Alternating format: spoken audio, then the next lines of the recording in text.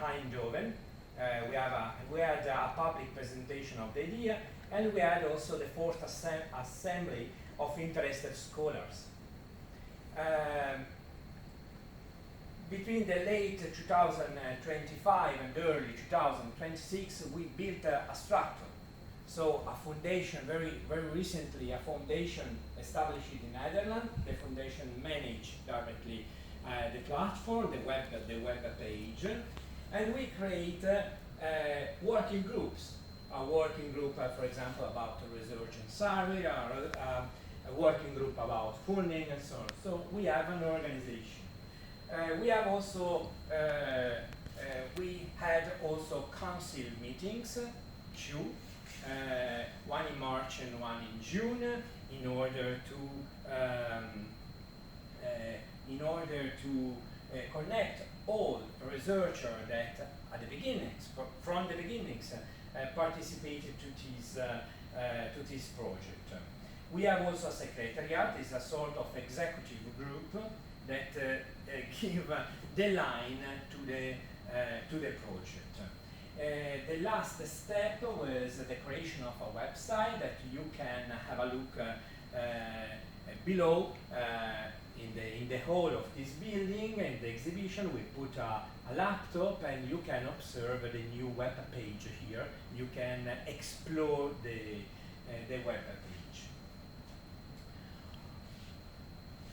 Okay, what is very important? DMM is not just a website. The website was only the final step, but now is a collaborative research infrastructure in the making. Obviously, we need more steps in order to create an active and virtual platform.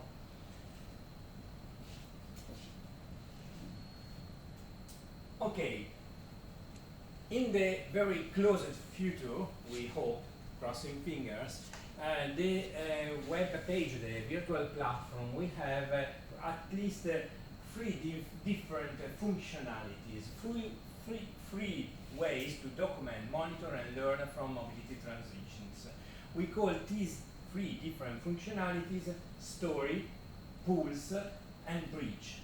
The story is just to tell a case, a short, citable narrative, historically grounded, policies, conflict, failures. In one word, these are qualitative kind of sources. The second functionality is a pulse based on a panel, a survey panel. And this monitor a situation, situated snapshot, panels, indicators. So it's a sort of a very little panel about quantitative sources. And finally, the last functionality is the bridge, to extract a lesson.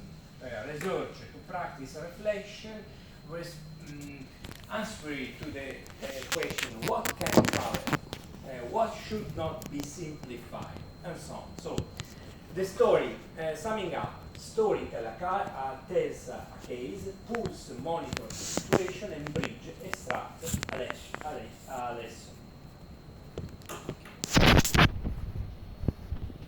Now, we can pass to the second part of this section. This section is making history. Just a moment, just to explain the second part that I give you, just 1 second. Is making history session. So obviously, the second part will be about practice. We try to practice the DMM. Heis? Yes. No. I hope you will do that, but I wanted to add something to the first part, if I can. Please.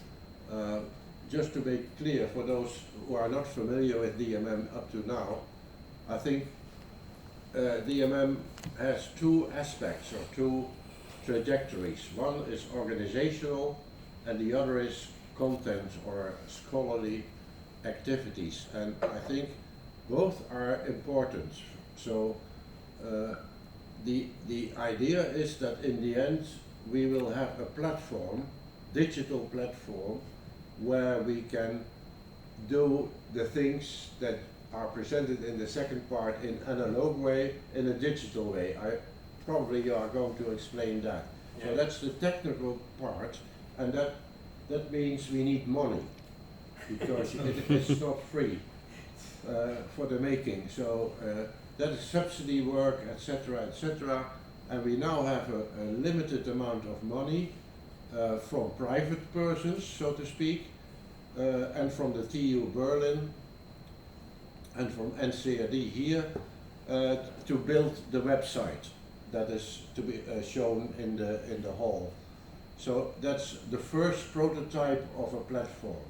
But the whole idea is that we gather people, many practitioners to create narratives about mobility. That's one. And the second part is that we would like to emphasize the narrative structure of transitions. So the scholarly part is how and why do stories inform us better about what is going on in mobility than other forms of documentation. And this is of course based, for instance, on research in literature, films and so on, where the study of mobility in films or in literature produces different kinds of knowledge than the traditional sources.